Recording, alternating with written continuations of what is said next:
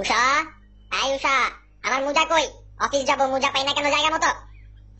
বিয়ের আগে কত স্বপ্ন দেখাইলা, বলছো বাসায় দুই দুইটা বুয়া, আসার পরে আমারে বুয়া বানাই দিছো তুমি।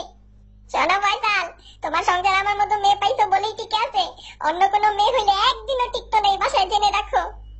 প্রত্যেকটা দিন ঝগড়া করো, প্রত্যেকটা দিন তুমি সকাল সকাল একটা মোজাই তো চাইছি, ইতিহাস শুরু করলা কেন? আর বুয়া হবা কেন? তোমাকে নিয়ে ঘুরতে যাই না?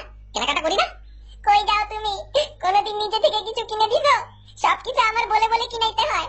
ওরে বাবা রে বাবা, তাও তো কিনো, কিনা শেষ হবে নাকি তোমার? না করছি কোনোদিন? আলমারি খুলে দেখো, শাড়ির দোকান থেকেও তোমার আলমারিতে বেশি শাড়ি।